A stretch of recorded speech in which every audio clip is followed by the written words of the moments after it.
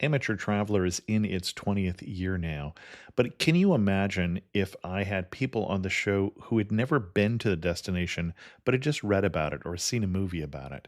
That wouldn't make any sense at all, and you wouldn't listen. We all know how important it is to receive advice from people who know a destination to get the most authentic local experience. And a great option for experiencing this is Explore Worldwide and their authentic small group adventures, led by local tour leaders, perfect for solo travelers who want to meet like minded people with a desire for adventure. I'm often an independent traveler, but two of my last three trips were with small group tours because they organize everything and it's a lot easier. If you want to recreate the tour I did to Malta, they have a Malta and Gozo Discovery Tour. I'm intrigued by one of their tours called A Taste of Sicily. The company again is Explore Worldwide, and visit exploreworldwide.com to learn more. And thanks to Explore Worldwide for sponsoring this episode of Amateur Traveler. The nights are long, the days are short, and the weather is chilly to downright cold, depending on where you are. It's a good time to slip into a Quince iconic Mongolian cashmere sweaters, which start at only $50. You can treat yourself to everyday luxury at an affordable price with Quince. If you really want to dive into luxury, you can check out their leather handbags, washable silk shirts, and European linen sheet sets. Whatever you're looking for at Quince, all the prices are 50 to 80% less than similar brands, and they do that by partnering directly with top factories and cutting out the middleman. They only work with factories that use safe, ethical, and responsible manufacturing processes. And of course, they use premium fabrics and finishes for that luxury feel in every piece.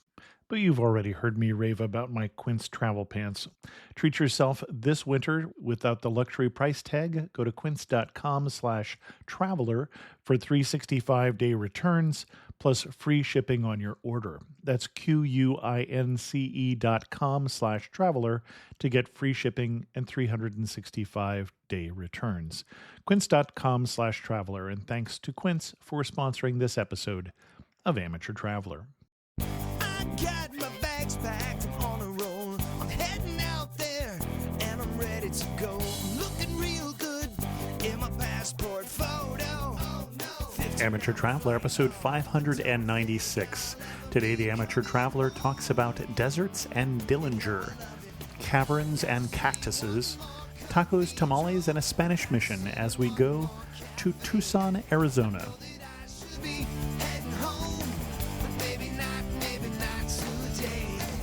Welcome to the Amateur Traveler. I'm your host, Chris Christensen. This is the third of 5 shows in a row about the United States. We still have 2 more in the series. They include Chicago and Brooklyn. So if you want to make sure you don't miss those, go ahead and subscribe. But first, let's talk about Tucson. I'd like to welcome the show Misty Foster from Green Suitcase Travel.com, who's come to talk to us about Tucson, Arizona. Misty, welcome to the show. Hey, Chris. Thank you so much. Misty and I are almost laughing because I keep wanting to say welcome back to the show because we've been having some audio difficulties that we are trying to get this show going. And because at this point we feel like old pals, right? Exactly. You are not originally from Tucson, Arizona, though. That is correct. I am not. I am originally a Texas gal, and then I spent a good decade-long stint in New York and somehow landed in the desert, which I've totally fallen in love with. Excellent. And why should people come and join you in Tucson, Arizona? Well, it's a dry heat. I say that jokingly, but I do know a lot of people think, oh my gosh, the desert's so hot. And yes, there are some months where it is very hot, but there's a good 6 to 8 months out of the year where it's absolutely beautiful, especially right now. Our highs are in the 60s and 70s, and we have a snowbird population that comes down just for that reason. And we say right now, we're recording this at the end of January in 2017. Correct. And so, yeah, in the summer, you get those like 100 days in a row above 100. Yes, okay. That is true. So if you like heat, go in the summer. A lot less people. Not as much going on in the summer, though, either. I've actually really come to love the summertime sort of for that reason. I mean, I'm a big off-season traveler in general. I think that you really get to know a place when you do travel during off-season. And then there still are some reasons and some things that you can do. Hiking is going to be a little bit tougher, but still a very nice time to come. Hiking is an early morning hike. A very early morning hike, correct. Yeah. Like 5 a.m. Okay. So what do you recommend for an itinerary for Tucson?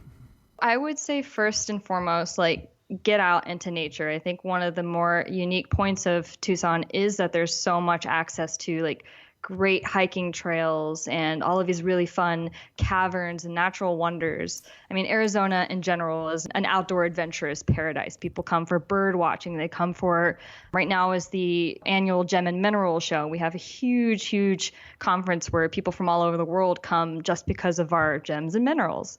And so I would say spend some time out in the foothills at one of our many resorts. We've got Miraval, Canyon Ranch, Lowe's Ventana Canyon, and they're just like situated right in the mountains. So you have access to sort of all of the outdoor stuff. If you're not into the resort thing, then maybe spending a few days camping on Mount Lemmon would be ideal as well. And Mount Lemmon, I want to talk about Mount Lemmon a lot because it's one of my favorite places to go. Do that and then come down into town. There's a lot of really fun arts and cultural events that are happening. There's a lot of history. And I think Tucson's really cool because it's sort of this untouched mid-century modern city. Like it still feels very much like it's the late 60s in a lot of ways, but it's also had a renaissance in the past 5 years. So you've got all of these fun little shops popping up in these architectural gems along the way. Hotel Congress is a really interesting place. It's where John Dillinger and his gang of bandits were caught. They did escape after they got caught, but they were caught at okay, the Hotel I was going to say, Congress. I remember him coming out of a movie theater. That was the last time. Okay. The first time that they got caught was at the Hotel Congress. So this is where he then gets out of jail by carving a gun out of a bar of soap. Correct. Okay. That wasn't from Tucson, was it? No. I think that was somewhere up north that happened. Yeah. So then I would say to come spend some time downtown, a few days. Start where the University of Arizona is. There's a trolley line that takes you from the university up what we call 4th Avenue, which is a really fun little avenue full of shops and restaurants and things like that.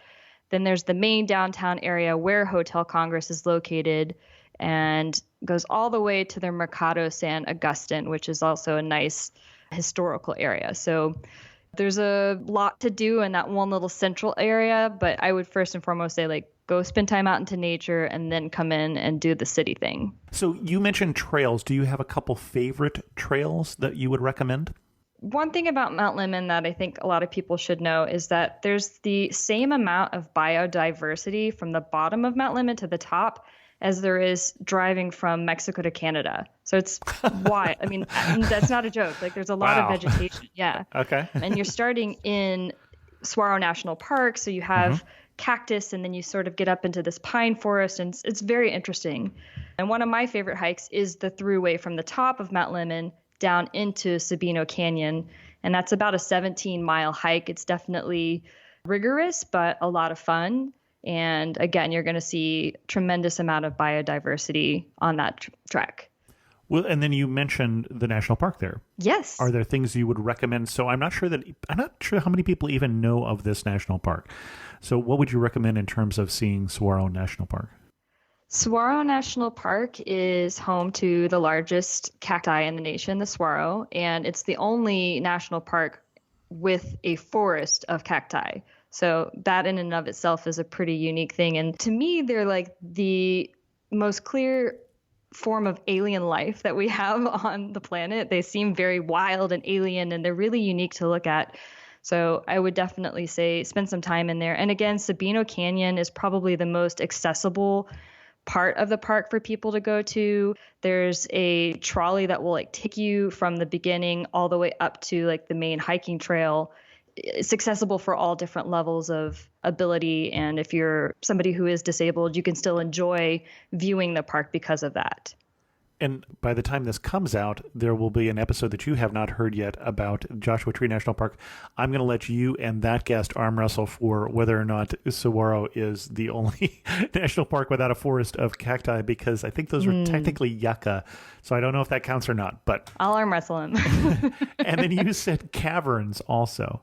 Yes, caverns are really fun. We have Kirchner Caverns, And then we have Colossal Cave, which is my favorite. It's cool because it's not as refined as Kirchner. It's not living anymore, but you can still go in, and they do every once in a while these cave hikes and tours where they turn the lights entirely off and you kind of feel around where you're going. Of course, it's led by somebody who knows 100% what they're doing. You're not going to be like put in any danger. And then they also have these free climbs that you do have to be a certain level of climber to enjoy, obviously, but they kind of let you like climb around the cave freestyle. So that's pretty neat. Kirchner Caverns is very well preserved and maintained, and they found, let's just say, a really old Shasta ground sloth that was huge. So they have the remains of that on display in the cave too, which is pretty neat. Okay. Interesting. Well, and speaking of neat things, you mentioned Mount Lemmon, and that's Lemon with 2 M's, and Correct. that is named, you mentioned the biodiversity, after a 19th century botanist, a woman, Sarah Lemons. That's Sarah right. Lemon, rather. And I love the fact that it says that she was the first known European woman to ascend to the peak, accompanied by her husband. Yeah. He went too. Somehow but I think she probably could have done it on her own, but yes, she was with her husband. he went too, but let's focus on her. Yeah. There's also a story about a woman, and I don't remember her first name, but there's a street downtown called Pennington Street, and it's named after this woman who, during the wagon trail times, somehow she got separated from her family, lost out in the mountains, somehow made her way down into town alive, barely, but alive, and ended up becoming like one of the most prominent women in Tucson at the time. So there's a lot of spunky survival women out here in Tucson for sure. Excellent. And then you took us downtown. So when we're downtown, what do you want us to see? Well, again, Hotel Congress for sure. Hotel Congress is also haunted. There is a room that you can stay in and rent that's haunted. Do it if you dare. They also do put on Dillinger Days, which just happened a few weeks ago, where they do a reenactment of the Dillinger gang capture. They also host like a whole bunch of really fun events. And every week there's Club Congress is inside of the hotel. And there's live music acts and dancing and karaoke and things like that. And then also inside of the hotel is Tiger's Tap Room. And the tap room is an original, it's been there since the hotel was built in 1919. And the guy who runs the bar room has been there, I think, since the 70s. So he's definitely one of the OGs of the bar scene here in Tucson. After you visited Hotel Congress, I would say go down to the Presidio. The Presidio for Southern Arizona was originally in Tubac, which is about an hour and a half away from Tucson. It got moved into town for water purposes, I think. But it's a really interesting place to visit, and they do live reenactments of what it was like during the time. And when we say the time and Presidio, for those who don't know, Presidio would be a Spanish fort. So this is during Correct. the Spanish and Mexican time when they were ruling here in Arizona. Correct. Then Okay. I would go down to the Mercado San Agustin and hang out there. They have a lovely little coffee shop. My favorite restaurant, Augustin Kitchen, is down there. So delicious. It's also where we have, again, a lot of the gem and mineral vendors set up there. And every year we have the largest All Souls procession outside of Mexico, basically the largest one in the U.S. And that ends at the Mercado with like this really wonderful ceremony. And there's fire dancers and all kinds of art installations. And it's really a wonderful, wonderful thing, and probably one of my favorite things to do in Tucson. Obviously, that only happens once a year, but On November 1st? yes, November 1st, correct. Okay, So basically interesting. the Day of the Dead. Yeah. Well, also All Saints Day, or Yes, the All day Saints after Halloween for everybody else. Yes. There's the Hohokam Okay, tribe interesting. and the Tohono O'odham. There's a lot of history just in general from those two tribes, and native culture is still very prevalent here. Well, and when you say a lot of history, see, I don't think a lot of people know, for instance, that Tucson is older than any city in California, I think. Yeah. I think the mission was founded in 1700. San Xavier So- del Bac. That would be the one I'm thinking of. Yeah. I was so gonna. Don't worry, I was gonna recommend that one. So yeah, so from the West Coast especially, that's pretty old Yeah. I think the mission is 300 years old. and change. That's only a day trip. I mean, you can easily go from the center of town to the Mission and see it. And it's stunning, and highly recommend that as well. Excellent. The White Dove of the Desert is what it's called. And what else should we do while we're downtown? There is the Rialto Theater, which is really fun. The Rialto is interesting. It used to be a brothel. It was a furniture store for a while. It was also a theater that showed adult films. So it's had a little bit of a sordid past, let's just say that. But it's finally landed on entertainment, which is nice. And we do have a lot of really fun musical guests and acts that come through town and do that. And then the Fox Theater as well, which is just down the street, is one of the original Art Deco Southwestern style theaters. Okay. It shut down in the 70s, but it has a really sweet story because it shut down and was occupied by a lot of homeless people and wasn't doing really well for a time. And the community got together and threw their own money behind it to restore it. It still has the original painting on the ceiling and a lot of the original fixtures. Clearly, it's been updated as well. Really neat if you're into like Southwestern Art Deco architecture, because a lot of that's still there. And it also is a great venue for live comedy acts and musical guests and things like that. So we talked about what time of year to come to Tucson. And then you mentioned November 1st being a particularly good day. Other days or festivals that you would highly recommend we are in town? The Gem and Mineral Show, which is happening this weekend. It happens for 4 weekends, usually at the end of January, beginning of February. And again, people from all over the world come bringing their minerals from China and Africa and Brazil. I'm going to say that this is a little bit of a harder sell than saying there's a jazz festival or something like that. So describe it to us, those of us who haven't been to a gem and mineral festival. It sounds like there's a lot of people with rocks. There is a jazz festival that just happened last weekend as well. So there's a jazz festival. But that wasn't the one you chose. You chose the Rock and Mineral Festival. Because it really is fascinating. I think you do think about it and you're like, who would want to go see a bunch of rocks? But we're talking like giant geodes and just things that are going to blow your mind. But there's also 2 of the weeks are particularly focused on jewelry. So if you're somebody who wants to buy some jewelry, that's a great place to do it. You just got half the audience interested. So where my lady is at. There's also meteorites and things like that. So, I mean, Tucson is a big space and science center. We have a lot of observatories out here. So obviously the meteorite aspect is kind of connected to that. It is kind of hard to describe, I will say that. But it's one of those things that you don't think that you would actually enjoy. And then you show up and you're kind of like, whoa, I didn't know that that was a rock, or that that could look like that, or that that was possible. Okay, cool. Yeah, but yes, also there is a jazz festival that happens downtown. And then on 4th Avenue, we have a biannual street fair. We have one during the winter months and one during the spring. So the next one coming up is in March. Obviously, the All Souls Procession, like I said, is a big one. We also have the Tucson Book Fair, which is really fun. Might not be as exciting, but depends whether you like books. Yeah, depends on if you really like books or not. So, and I'm assuming that's one where a number of authors are going to come and do book signings and talks and things like that. Anything else we want to do downtown, or should we expand out to other neighborhoods? One other thing that I wanted to mention, and this is at the University of Arizona, actually, is the University of Arizona's Flandrau Science Center. They have an open observatory and planetarium that you can come check out. And on Saturdays, they do a Pink Floyd laser light show. So, well, of course.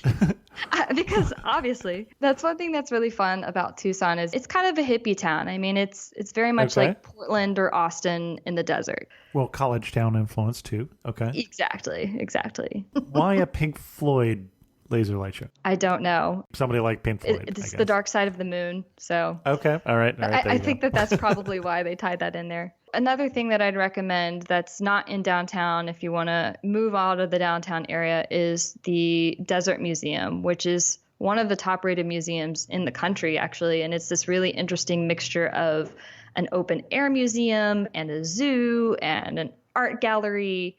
And obviously is going to teach you all about the Sonoran Desert and our vegetation and species and wildlife. So much more interesting than the Reed Park Zoo, which we have. And I would say don't even bother with that. Like, just go straight to the Desert Museum. Okay. Where's the best place to get a sense of Tucson culture? What makes Tucson different? That's a little hard to answer because I feel like Tucson it's kind of spread out and there are Sure. pockets of things. It's not like one concentrated area. Well, name a couple pockets for us, for instance. Fourth Avenue for sure. Okay. That to me is where a lot of the college kids are going to hang out, but you have a lot of people who've been in Tucson forever who they go down to Fourth Avenue, primarily because there's a lot of really great restaurants and bars and shops and things like that. And which ones of those are you going to recommend? So many. Boca Tacos. Oh, you got me already. You had me at tacos. Actually, Chef Maria was just on the Food Network's Chopped, so that was interesting. And Guy Fieri just blew through town. We actually have a really, really good food scene. Another amazing thing about our food scene is that we have a place called El Guero Canelo that just won a James Beard Award for the 2018 like American Classic for their Sonoran dog. So that's definitely something like if you come to Tucson, you have to eat a Sonoran dog. I would say go there. What is a Sonoran dog? A Sonoran dog is like a mixture. It's a hot dog and fry bread, Indian fry bread. Yeah, all right. Love fry bread.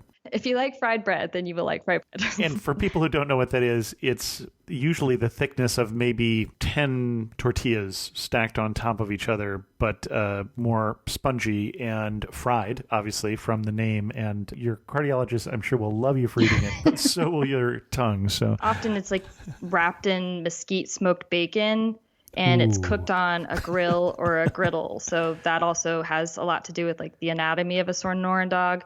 And it's topped with pinto beans and onions and tomatoes and all that good stuff. Okay. I mean, Fourth Avenue has just got a lot of great place. I spend a lot of time at Hermanos personally, which is just like a nice little craft and wine bar. Okay. They have good food too. The brothers? They're Jewish brothers. But they named it in Spanish. With the last name Ehrman, so it worked out. Okay. Yeah. That's funny. Not down on Fourth, but also one of my favorites is Tucson Tamale. Alton Brown has been there. He's called them. They're like one of his favorite tamales. And I think that as far as tamales go, they're pretty darn good and delicious. Okay. We were also designated a UNESCO World City of Gastronomy for our food heritage. Oh. And it doesn't necessarily mean like that we have all the best restaurants. It's more to do with like our food heritage and the lines and native culture. But it was a really big distinction. And I think we're one of the only cities in the U.S. that has it. It's cool because we have a seed library where you can actually go check out open pollinated and heirloom seeds to borrow and plant. So it has more to do with that kind of thing and the diversity of food that we have here. I don't know if it's the only one, but it was certainly the first one in the U.S. to receive that designation. Yeah, 2015, I think.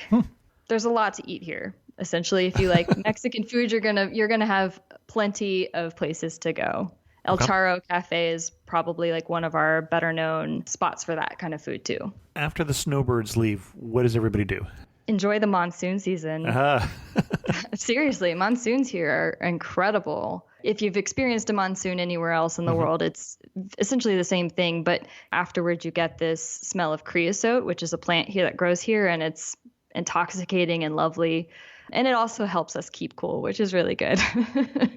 But during the summer is a good time to sort of like take a bunch of little side day trips to places like Bisbee or Jerome or Tubac and explore those places as well. Okay, tell us more. Bisbee is about an hour and a half outside of Tucson. I personally really love it. It has a hotel called the Copper Queen, which is Arizona is one of those places where it has a lot of like Old West haunted hotels and buildings and things like that. But it also has a really fun, funky art scene.